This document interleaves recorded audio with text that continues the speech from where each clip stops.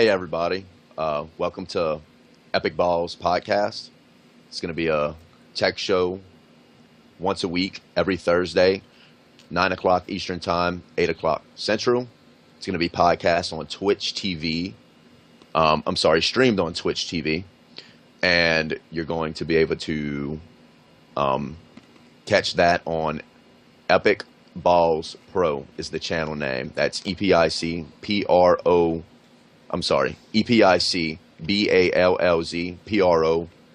with no spaces, and we'll have a link below.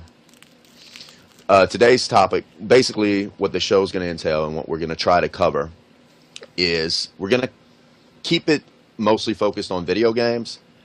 However, we may also go into other things like different technologies that haven't come out yet that might have something to do with gaming, like for instance virtual reality, augmented reality, stuff like that.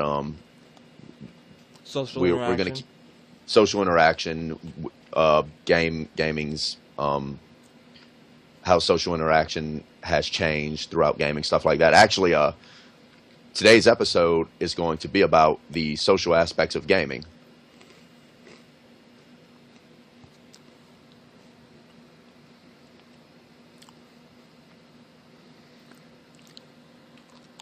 This is actually how we got the name.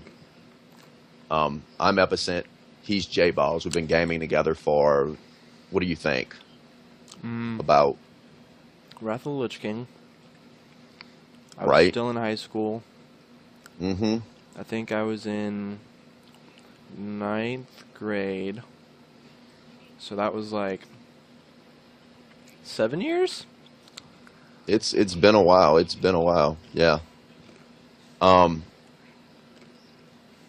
Basically, we just want to talk about the social aspects of gaming today, and so Epicent, Jayballz, and that's how we got the channel name, EpicBallz Gaming. It was suggested by a couple of friends of mine, and I'm like, yeah, sure, let's just go with that and see what happens.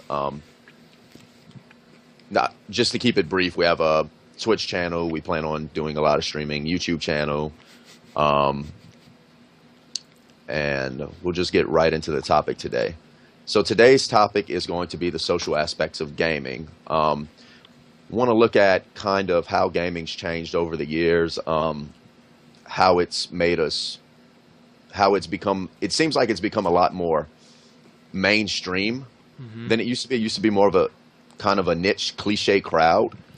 And now I read a statistic a few weeks ago that the gaming industry brings in even more revenue per year than the movie industry, which is huge. You would have never thought that in the 80s, like when the regular Nintendo came out and stuff like that. I want to say the regular Nintendo came out, and I'm sure I'll get hate mail if I get this wrong, but I want to say it came out in 1985. And the most social interaction you had with that was like me and and it's great memories, couch co-op. I remember me and my cousin would play all these really great NES games, but that was about the extent of it. It was good in a sense where it actually brought you together with another person socially, face to face, in person, and that was good. The bad thing is having to actually physically travel to somebody's house. If they had to maybe physically bring their gaming system over and you had to hook it up, or vice versa. I feel like games weren't as accessible because you didn't have any digital downloads. You have like Steam Gaming now, which you can sometimes get games on sale 80 to 90% off if you time it right. So I feel like it's become a lot more accessible because there is so much just so much competition out there now, and indie developers, and it's blown up, it's boomed, it's huge now. You have esports that, you have League of Legends, Guild Wars 2's doing it now. I think Heroes of the Storm's probably going to get into that. It's just a big industry, and a lot more social now. What did you say? Yeah. I mean,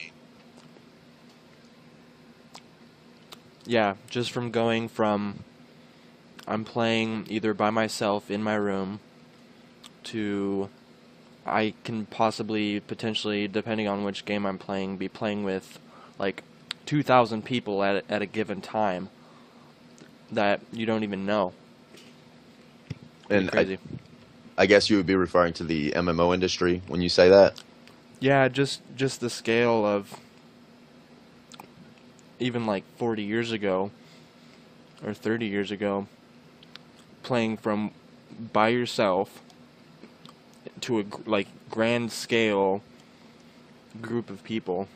That's just, I don't know. Right. I remember I was actually absolutely blown away. I mean, I'm almost 32 years old. You're, I want to say 24. Mm-hmm. So, I mean, it's a huge difference. There's about 8 years there. And when I came up, I don't think we got dial-up internet till I was maybe 15 or 16 years old. And dial-up internet. I mean, geez. I just remember downloading things I probably wasn't supposed. Sorry, Mom, but things I wasn't supposed to download. And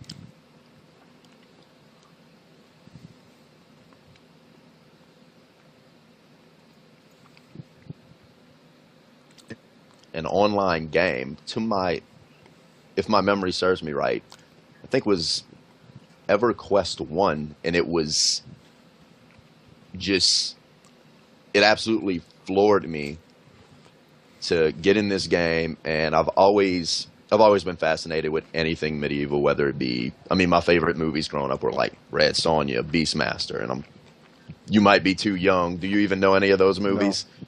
Yeah, you're way too young for that. But there's just like these, like Braveheart, and right. Yeah. These were these old 80, I want to say 80s movies, and they were really, I think Mark Singer played in Beastmaster, and he was really good. I think I can probably quote that whole movie just from start to finish. Boom. I've never even seen Monty Python. Really? Yeah. You need to rectify that situation. Yeah. That's a classic, and yeah, that's a really amazing show. But where was I?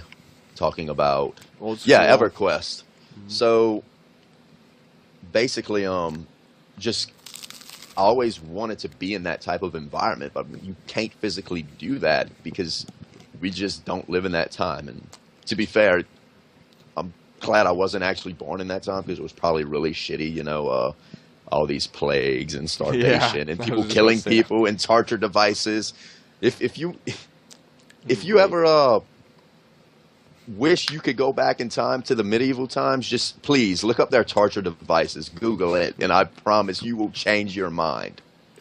Well, the first time I was in this fantasy world with other people on a massive scale. I had played games like Secret of Mana, which I have great memories with two of my cousins, William and Annie, and we floored through that game a couple of times, I think, and it was absolutely amazing.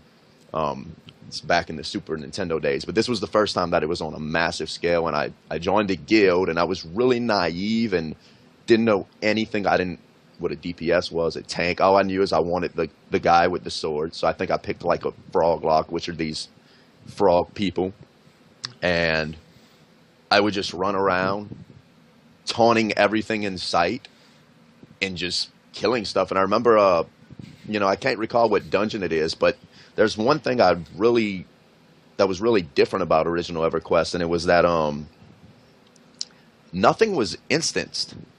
So, like in the newer MMOs, like you're used to, you've probably never played an MMO like that, but basically you had the dungeon, you had the bosses, and then you had 50 groups in there, right?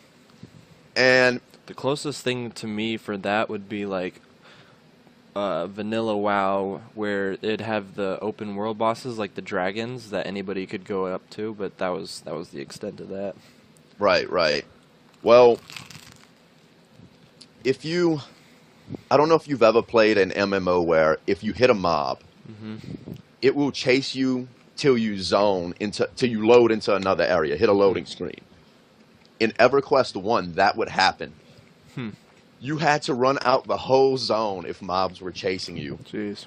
So you had groups, and I remember people would call out, and this is a social aspect of that game. It brought out your personality. I mean, if you were a fucking dickhead, you could bring that into the game. Yeah. You could hit a mob, bring it into a group of people, zone out, and that mob would then attack the next those person. people. Yes. I remember Final Fantasy XI was another one that was infamous for that. People doing that. I mean, I think, truth be told, I think people may have pissed me off, and I may have done it a couple of times, but, you know, it was, it was just really cool to meet people when you had these chat channels, and I didn't use voice chat, you know, for a long time. I was on a computer with, I don't even think it had it was probably, this was when hard drives had probably megabytes, not even gigabytes. Yeah. It was, yeah. So the amount of RAM I had wasn't really significant. It just, even running a program in the background would have probably strained my CPU to no end. So that, you know,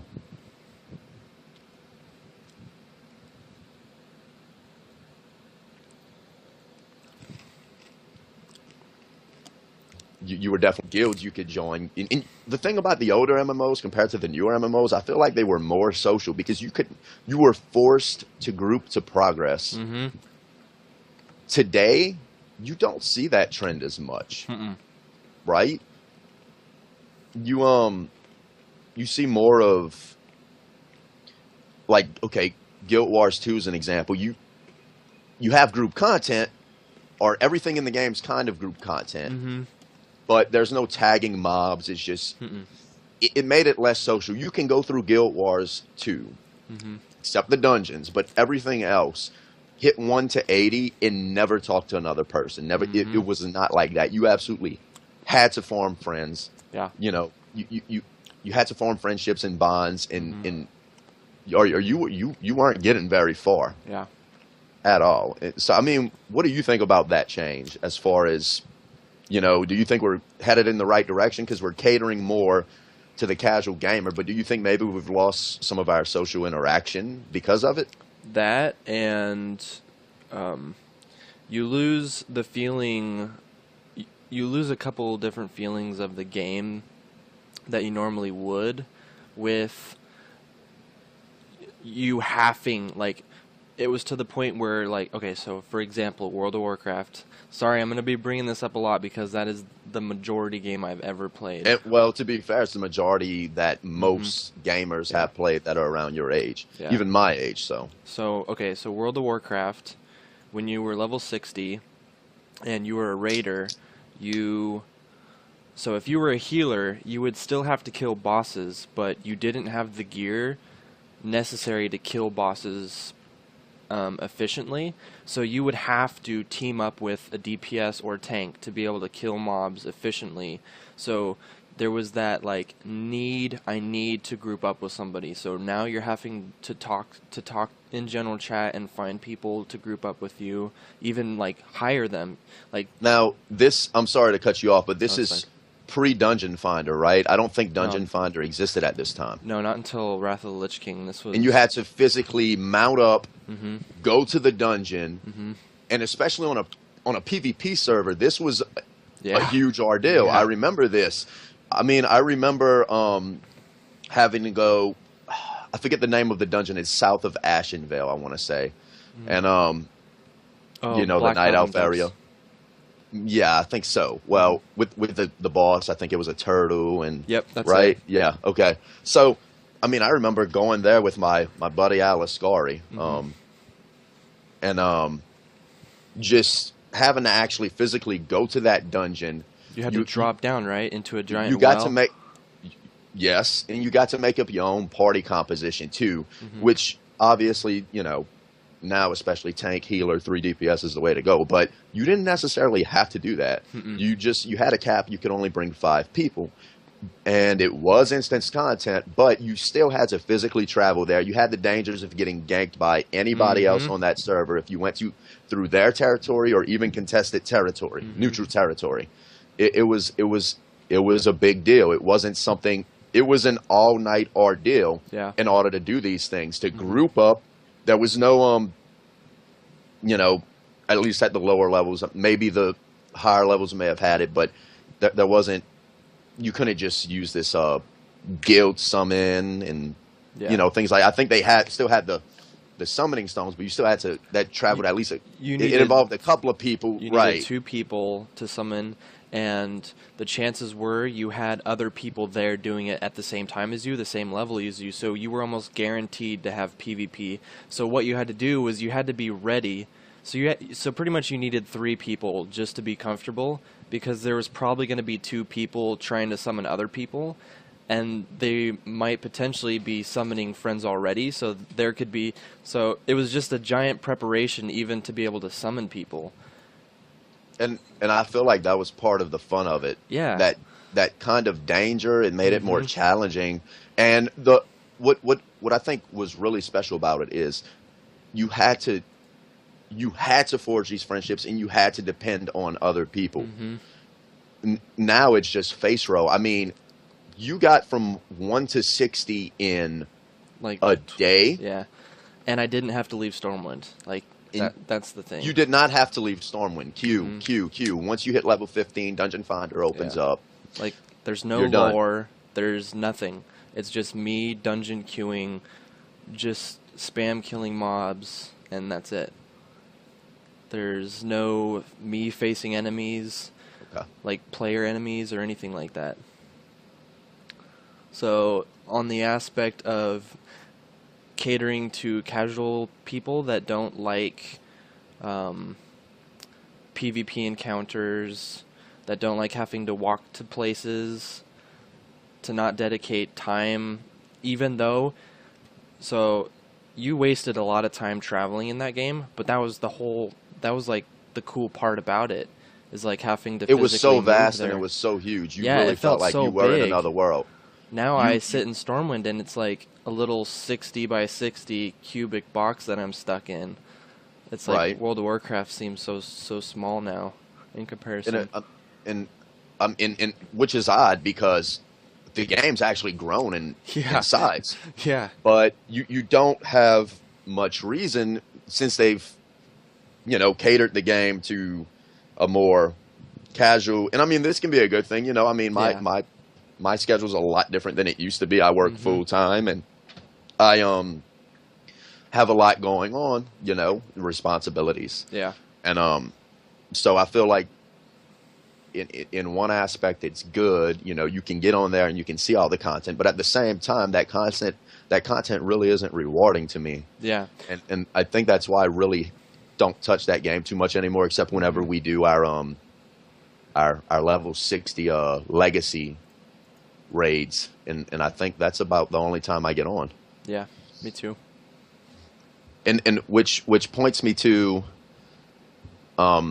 I really feel like, and we won't stay on Warcraft very much longer, because I'm sure people are just about to blow their brains out right now, but I just have to add in one quick thing, that I really wish they would do a rollback server like EverQuest has done. They've done it 2 or 3 times now, where they go back to the original game, original patch, everything, and they'll give it a 6-month period, and then they'll roll out the next expansion. Then they'll roll out the next expansion.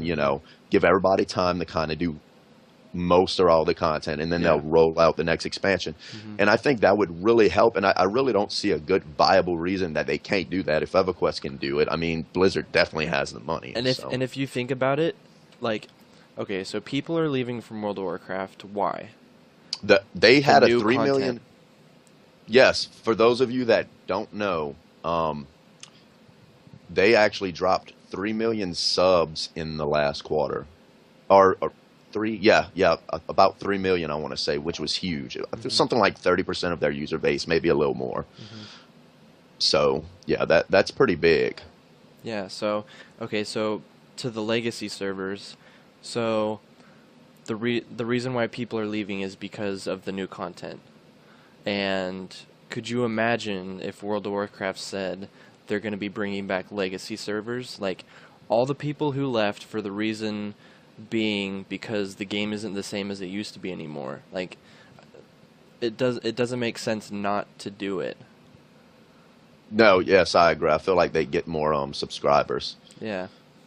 Um, And it wouldn't be hard, I don't think. no, Because, I mean, they No. have, I don't know, I mean I'm sure they have. archived Oh, patches, archived exactly, saves exactly, of the exactly. living world. Exactly. So, I mean, I really do feel like it's a mixed bag. Some of the from a social aspect, some of the and that's just one example. I Yeah. mean, like Guild Wars 2, I definitely feel like that was a push in the right direction as far as I love Guild Wars 2. I play the hell. I mean, we even have Guild Wars 2 up right now as Yeah. our background. But I feel like and they've been working on it and they've been doing a really good job. They have guild halls coming in. They have all kinds of different things that are supposed to make the game more social when the expansion comes out later this year. Heart of Thorns. I would check it out if I was you guys. If you're into that kind of thing, it's really it looks really amazing. But And also, I want to add something too, is that's what I really like about ArenaNet is they constantly are still coming out with content. Like, even in Guild Wars 1, they're still coming out with content. Like, they are very adamant about keeping their games current and still playable to the people that still want to play it. And well, ArenaNet, what's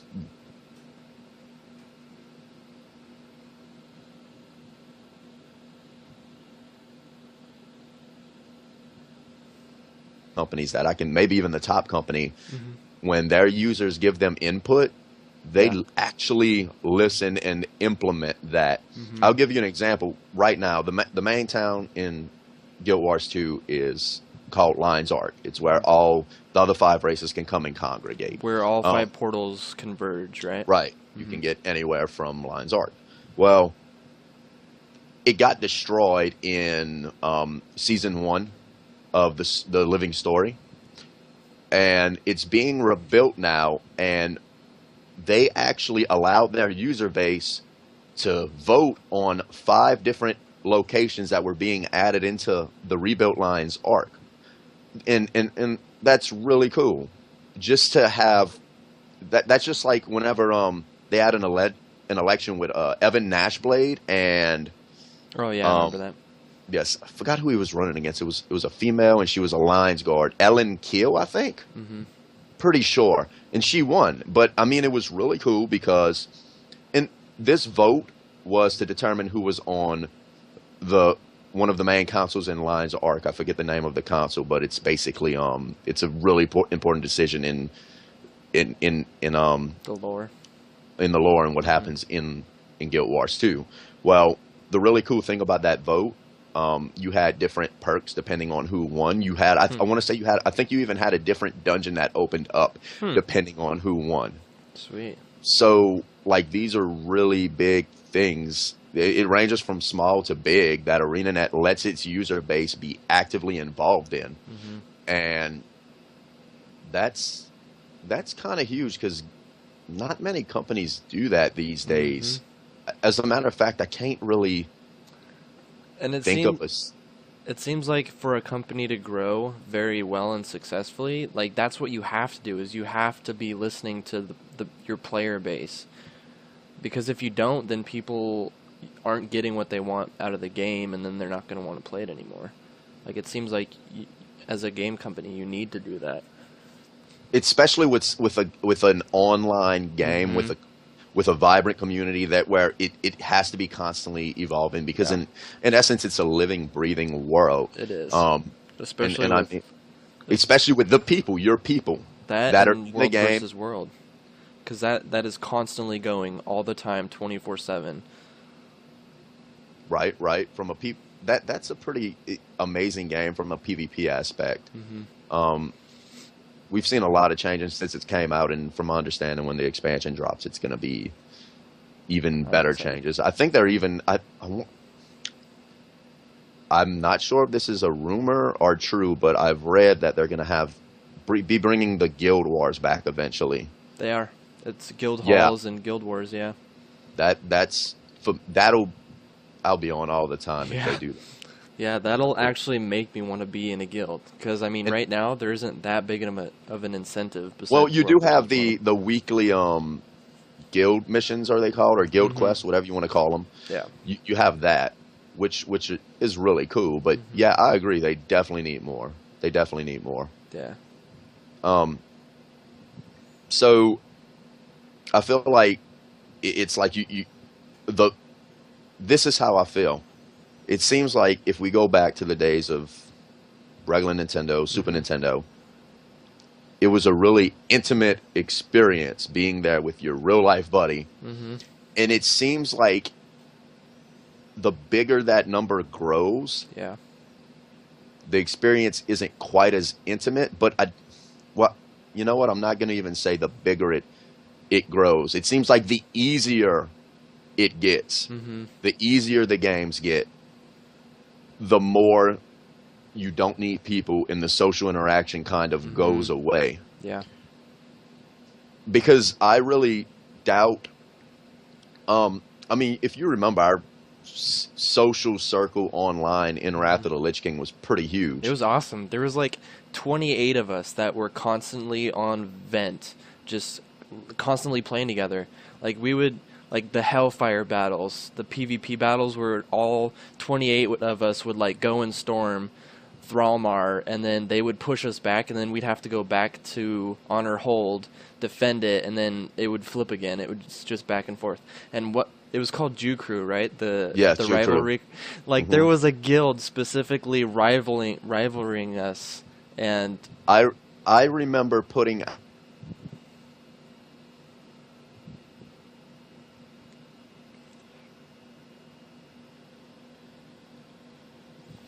members gold if they could screenshot certain people that griefed any of our characters. Do you remember that? I do. And I also remember one of us submitted a screenshot of your body dead. I think it was Jonesy. Yes. It was Rory. It was Rory. I was AFK at the time. And don't forget that part. I was AFK in a contested area, and my buddy Rory hops onto his high-level tune of the opposite faction, comes ganks me, and emails me a screenshot, takes a screenshot, and puts it like on the front page of our guild website. Yeah, that was really awesome. Appreciated that. Rory, that's a griefer. Talking about griefers. Yeah. But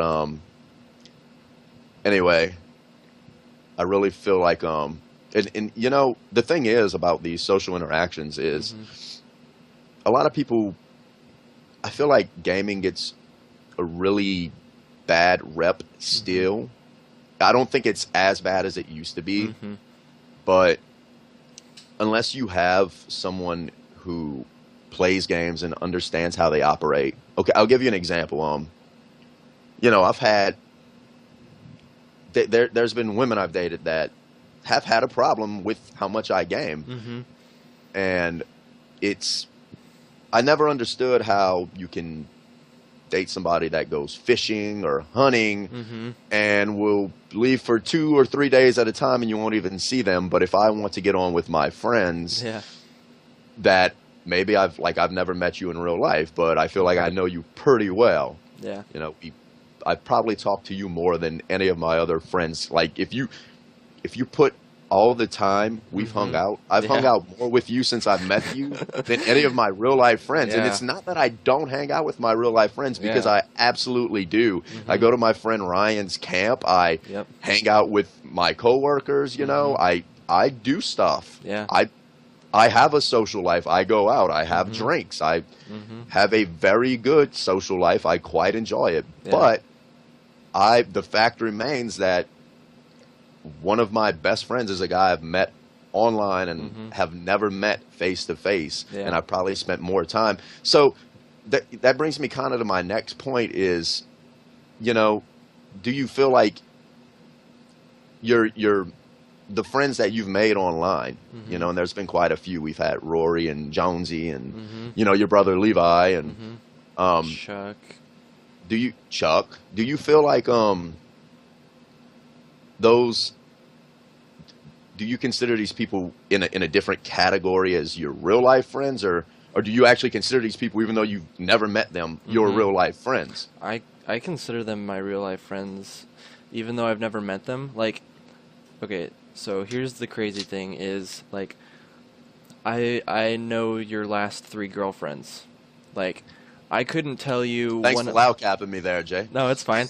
But I mean, I couldn't tell you my last 3 girlfriends of my best friend in real life. I couldn't tell you that.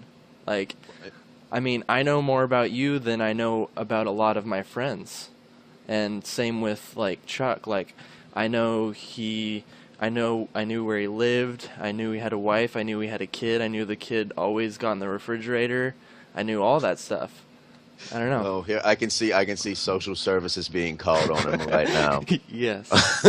I do remember that kid getting on Ventrilo and talking to us when he was like 2 or 3 years old. Yeah. It was hilarious. Now he's like in kindergarten and stuff.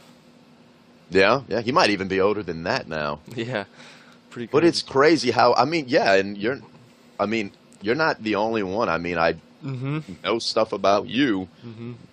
You know, I probably keep up with you more than my other friends, and I knew stuff about Jonesy. And I think what's really neat, and, you know, and I'm not saying anything bad about any other hobby.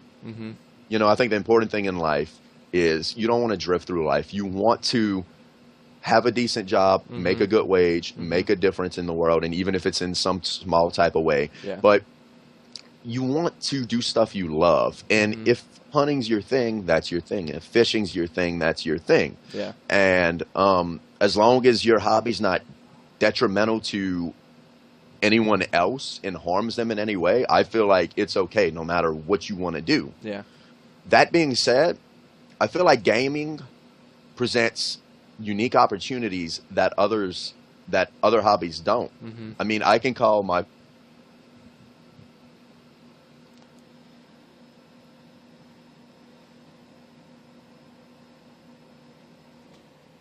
you know, they tell me about where they live. I tell them about where I live. I've met you. I've met, you know, from the Dows. I've met Chuck. I've met people from all over the world. All over the world. And that, in a sense, can culture you. Maybe not as much as actually traveling to that place, but it does give you some insight just from hearing about these people's personal lives and stories into how things are where they live. And, you know, just some things are different. Some things, like, I'll give you an example. Jaden here, Jayballz. Gumbo. Have you ever had gumbo? No. Exactly. You know, he's heard me talk about how great it is, and now the poor son of a bitch really wants gumbo. And so that's a Louisiana thing. And, you know, if I ever come up, I'll definitely bring some with me. I'm so down. And we've actually talked, we've talked about that before, actually, when I get vacation time, maybe go and spend a week up there or something. I'm sure it'll happen one day.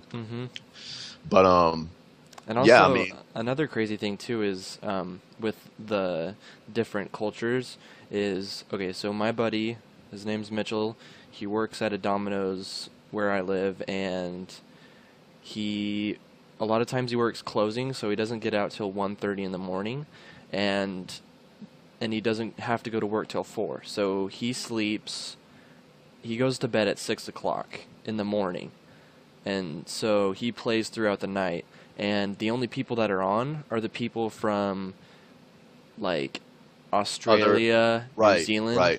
So his gaming experience is all towards, like, Australia. Like, the only people he groups up with are from Australia. It's just crazy to think that you're living in Western United States and your whole gaming experience is Australian. Like all he deals with is Australian people. It's just a like mind-blowing thing. And it's just the technology that we have now is just rapidly growing, just at an exponential rate. Yeah. And it's like I said, I feel like most of the changes have probably been positive. If we could avoid this dumbing down of especially the MMO genre, because that's a really big one, I feel like that's where you have your most vibrant game. Obviously, you have gaming community. I mean, Call of Duty has a huge gaming community. Yeah. I'm talking specifically people that, I mean, they have different types of games, you know. First-person shooters, not exactly the same experience as an MMO. What makes an MMO so special is the fact that you do kind of develop almost like a family with some of these people. It's a completely different experience from a first-person shooter, which is a great experience in itself. Yeah. Just two very different experiences. And I think with MMOs, you grow more attached with your characters, too, than a shooter. Just because, I mean, I don't know. I definitely agree with create that. something from nothing, and with a shooter, you're just like, okay, I got this guy that's holding a gun. Let's do this shit. I'll give you an example of another thing in MMOs. I know we're talking about MMOs a lot, and the reason that's happening is because it has the most social aspects out of any other gaming genre. But I'll give you an example, and this is huge to me, the fact that you can create a character, and that character can get famous on a server. Superiority Air Squadron, do you remember them? I wasn't on the server, but I remember hearing about it, and I don't know, I thought it was awesome. We used to fight them, and I was guild leader at the time, and I had to give specific orders and eliminate the use of air mounts when we fought them, because if you went toe to toe with them if you gave them any chance to do anything in the air, they were so good at ganking. And this was in a time where it wasn't designed for that to happen. They just found ways to do it with what was already in the game. Engineering parachutes. The only way we ever stood toe-to-toe with those guys, and it would go back and forth, we won our share of battles, they won their share of battles, but would be to stay on the ground. We had to adapt that strategy. And it's really cool. You would see his name all over trade chat.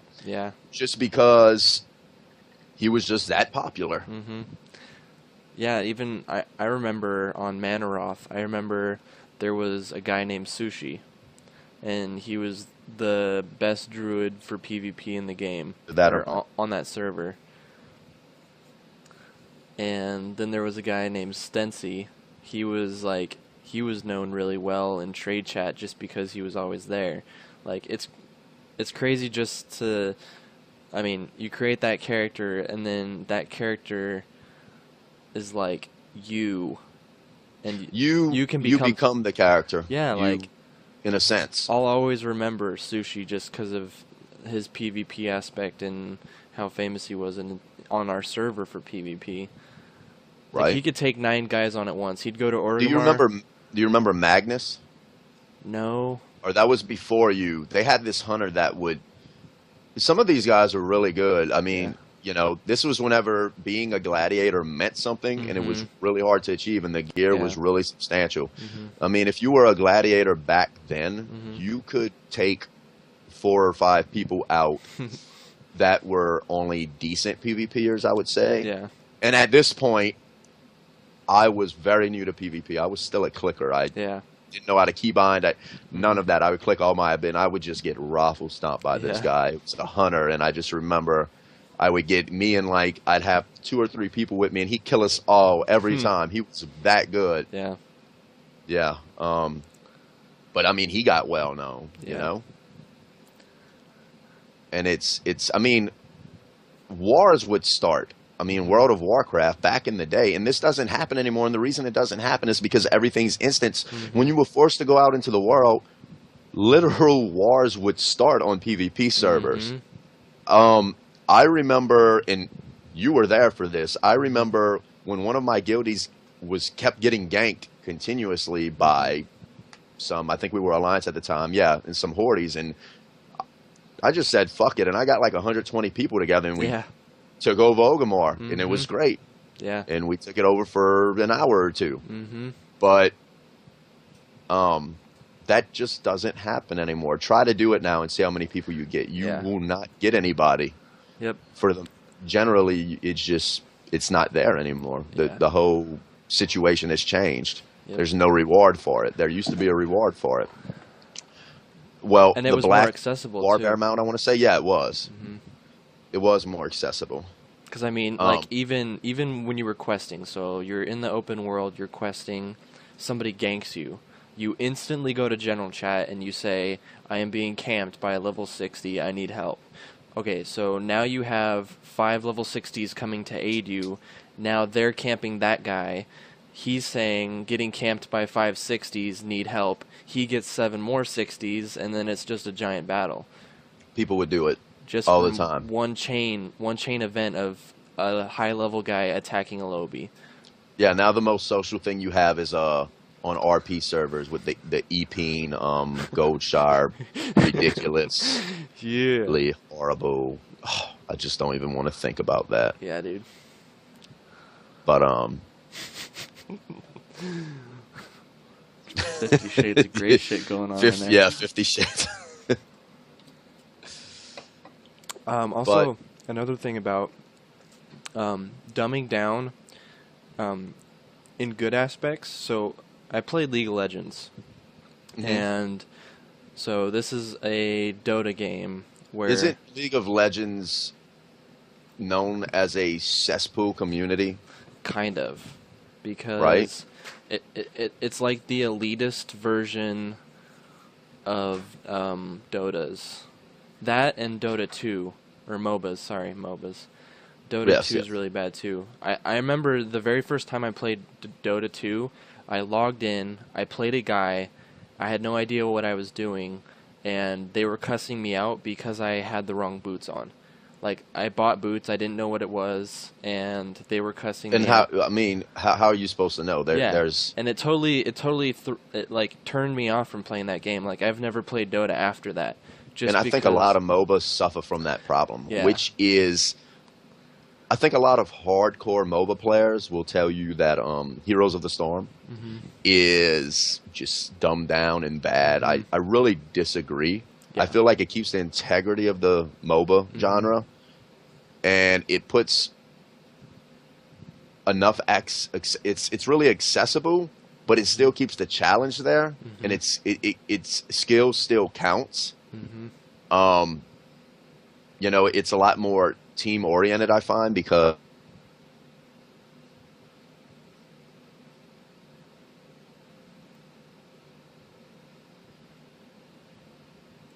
pick someone to feed. You know, the top teams in the world, they do that. They do that. They pick somebody to feed and gain in power, and they have certain people in certain roles. But a pug game, it's not like that. Literally, people are just going to try to gank kills from you. It's a very different experience than if you have a team of other people that you know. And that's an example of a game that is not necessarily well, you can't really... It's a full PvP game, so challenge-wise, it's a challenge all the time.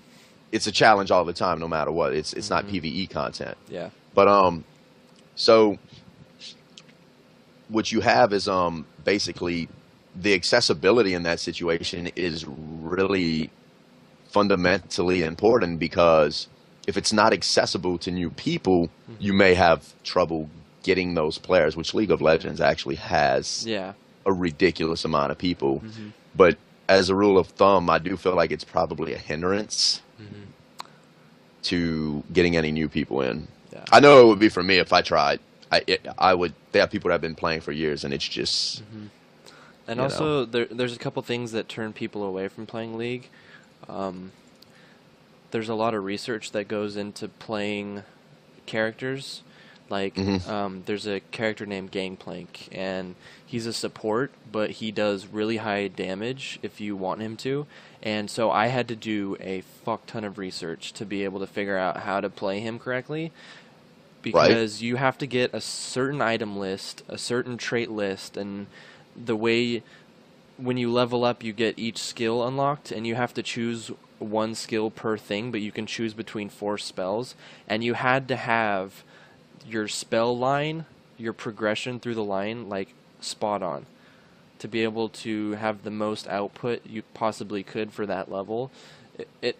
It's just a lot of research and time to be able to play the character correctly, and that's what the whole thing about League of Legends is the efficiency of your character. And the thing that I like about Heroes of the Storm is everybody's pretty much on an even playing field, because the characters, there's not a lot of customization. The way that your character is customized is by investing time into the character, and then you unlock minor traits that... And it's not like it takes substantially long to unlock every trait for the character. And I think once your player profile hits like level 20 or 25, you automatically unlock every character's ability, even if you've never played the character, which is a good thing. And also, I don't know if League does this or any other MOBAs, but I really like how they actually encourage that social interaction, adding people to your friends list, and you get an XP boost just by playing with people in your friends list. I don't think they do that. It makes it more social. You know, I mean, that has made me add people to that game I would have never added. I have more people on my friends list now, specifically due to that buff. So that's working. Yeah. You know? Yep. You know, that makes me think. I wonder if they would implement something like that into WoW. Like if you made a pre-made group of people from your server, you would get an XP bonus in dungeons or something like that. That would be... I feel like that would be neat. They do that. I mean, they kind of do that with guilds, because you get the guild rewards for doing like guild dungeons, guild raids, guild achievements, all that kind of stuff. But I mean, if they broadened it and did more of like servers or friend lists or anything like that. Right. Well, I think that's we're probably about out of time here. We better wrap it up. Alrighty. Thanks for tuning in. We'll put links in the description below. You can find us on YouTube at Epic Jayballz Productions, and you can find us on our Twitch channel, which is EpicBallz Pro. And we're going. Is there anything else I'm forgetting? I think that's pretty much it. We're adding more stuff. We're going to be getting a website up there, and we're going to be possibly even a Facebook at a later date. But every Thursday, 9 Eastern, 8 Central, we'll be doing this. It'll be between probably an hour or two the show. It's really, really just going to depend on the topic and how much time we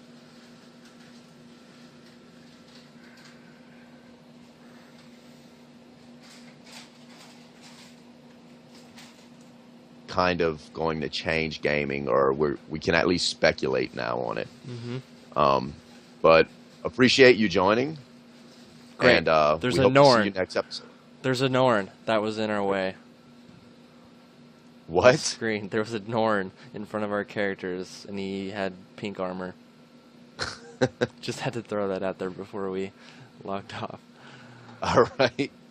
Well, fuck you, Norn. Yeah. And we'll see y'all next time. See you guys.